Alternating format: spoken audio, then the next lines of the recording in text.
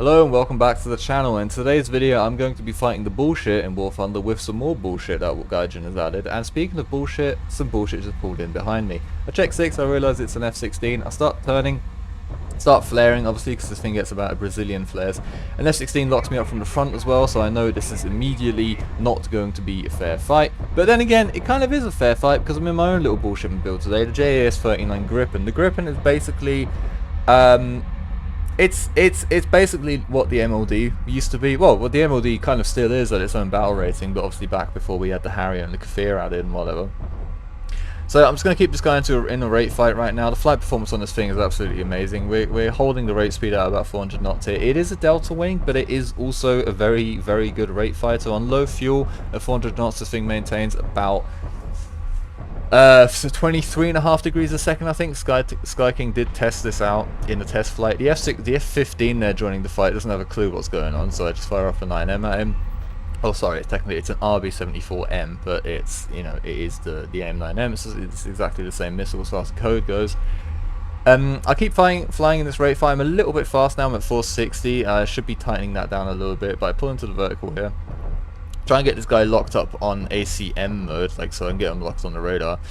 A little bit too high aspect, can't quite get the nose around. It's obviously not going to be a missile shot as well. He reverses his turn kind of, which is a bit of a weird decision to make, but it gives me somewhat rear aspect, so I decide to fire off a 9M.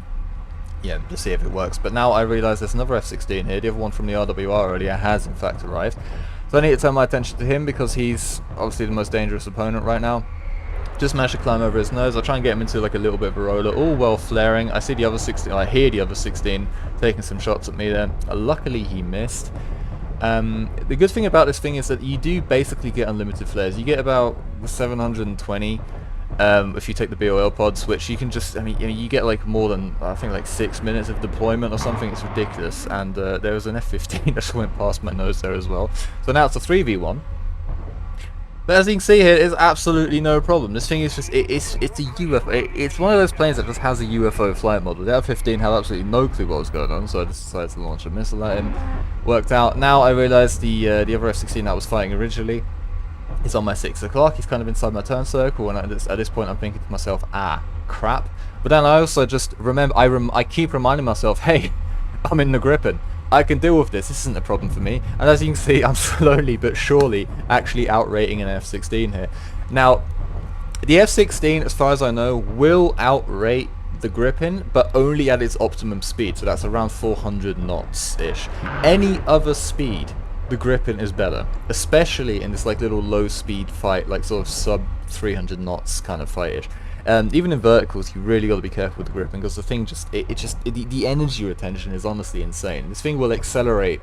It will, if you die from 30,000 feet and pull back on the throttle, this thing will overspeed on you. That is how just insane the energy retention is on this plane. It has no drag at all. It can also mean it can be quite hard to slow down into a merge, so if you're flying around at like 650 or whatever like that and you find yourself in a merge, you do have to pull the air brake out. You do have to get slow, otherwise you're just going to keep blacking out. You're going to see that quite a bit in this video because I'm not that good at sort of, I have to kind of retrain my brain a little bit for it. It's actually a very similar experience to flying the F-16 in that sense, but it's just, it's hard to believe, but this is a more forgiving plane than the F-16. I just try and pull him into the HUD here. At this point I also realise it's the Barak that we're fighting, so it is the fat F-16. I don't quite make the shot, so I pull into a 6 and it allows me to just saw his wing off there. It's very important in situations like that that you don't pull into their nose straight away, you pull into their their high 6 o'clock just to give you a little bit more time, a little bit more room to maneuver.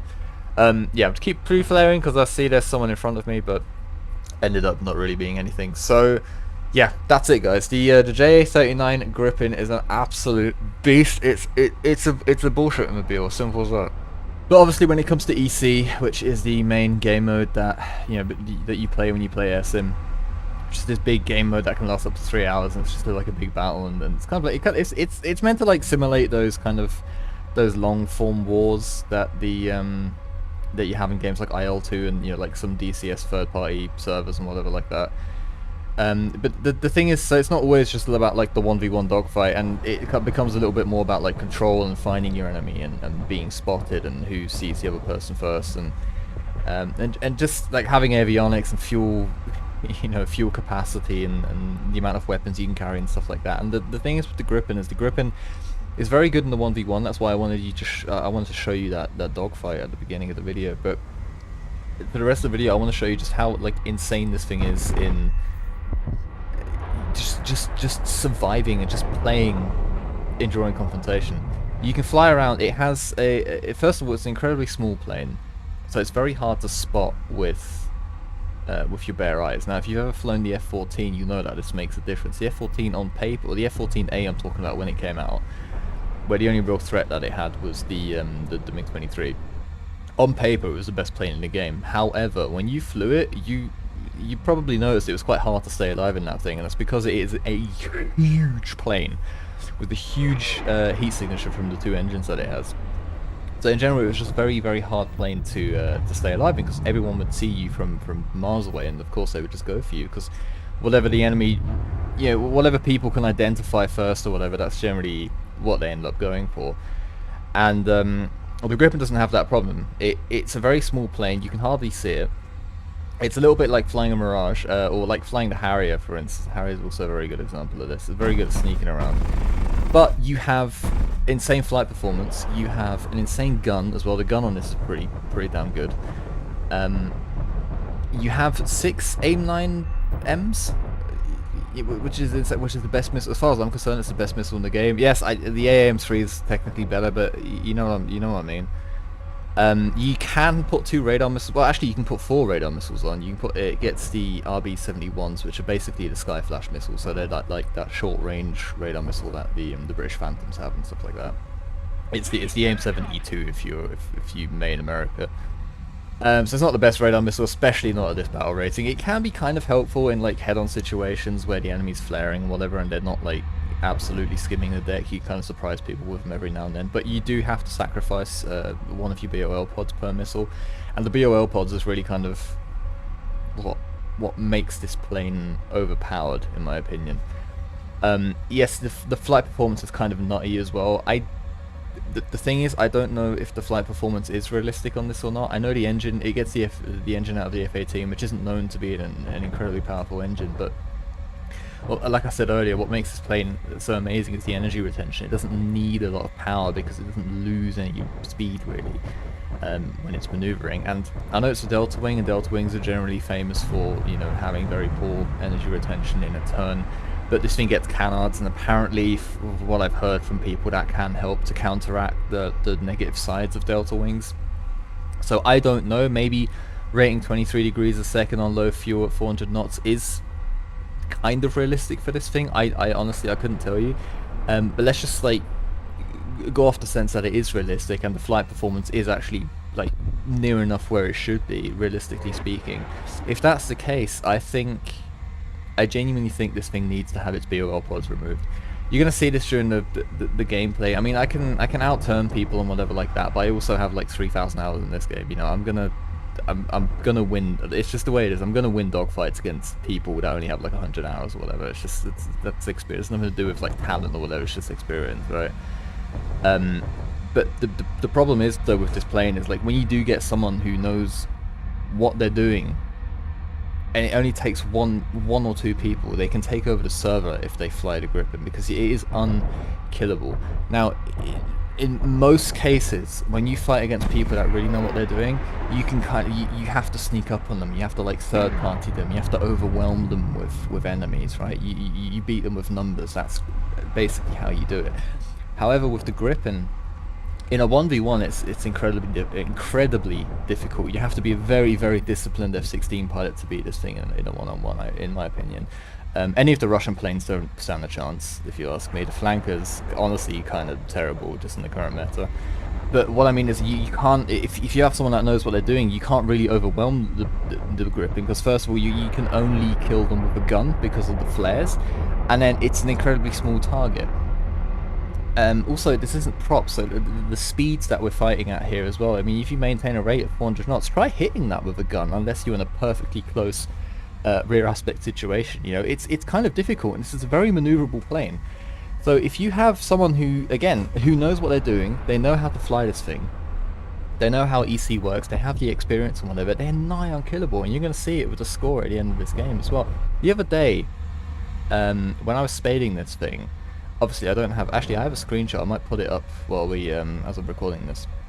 I had a game on Tunisia, and it was like my second game in the thing, and I only had the 6 AIM-9Ls and the BOL pods unlocked, so I didn't even have the G-suit or any engine upgrades, performance mods, anything. And I managed to go 28-0 in a Tunisia game. It's insane. I didn't even have the AIM-9Ms yet, you know, and it's just, well, any of the flight performance mods, and it's Tunisia. I know we've all seen those high kill, low def games on Tunisia in the past, but ever since the AIM-9M meta and the R-73 meta has come out, basically ever since the F-16, and we've had these all-aspect missiles, it's become increasingly difficult to stay alive. And the fact that the Gripen can just do it without really, you know, putting any effort in from the pilot, I think is actually, it's saying something. Now you can also see in the gameplay here, you know, I'm constantly using the TWS to offset my nose from the oncoming enemy, and I'm using that to fire off my invisible missiles. Okay, in that case it missed there, but you've seen this a couple of times if you've been paying attention to the gameplay, and it's just so easy. It's exactly what the F-16 can do as well, the F-16C.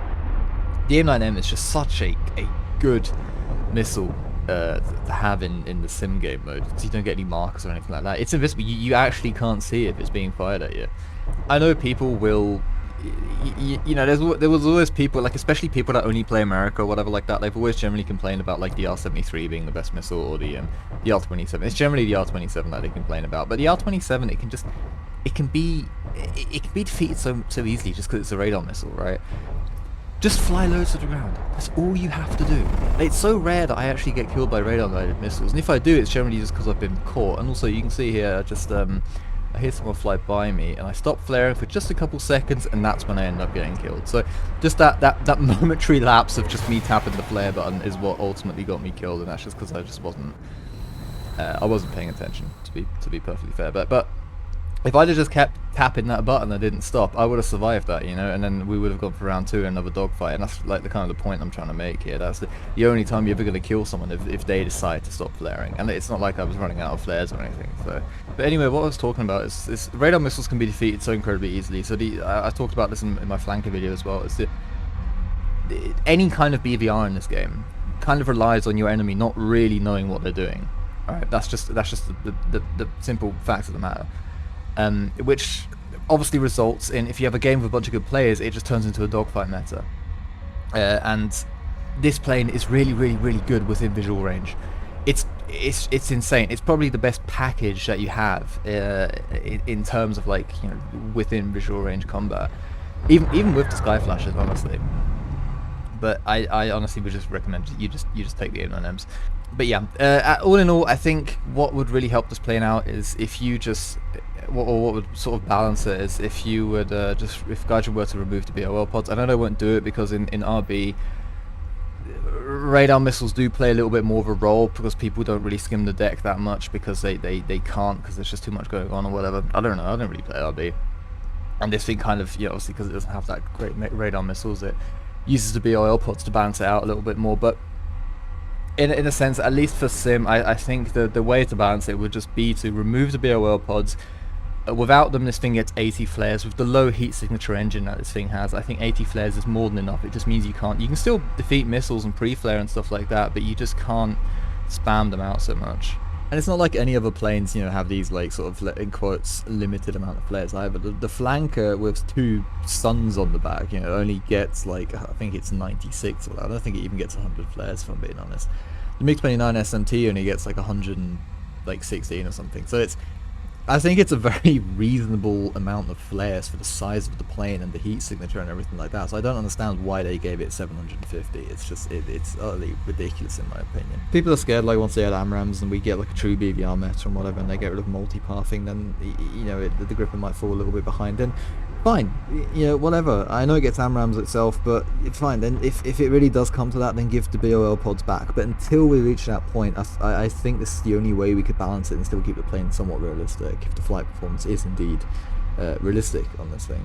Now, yeah, I can already hear a couple people commenting already, you know, the type of people that would generally didn't have that great KDs, didn't get that many kills. Now all of a sudden have started flying the Gripen since the patch, and now they've improved their KDs and they're starting to get 10 kill games and whatever like that. You know, and they just swear by it's them getting better at the game, and it's got nothing to do with the Gripen and how good it is.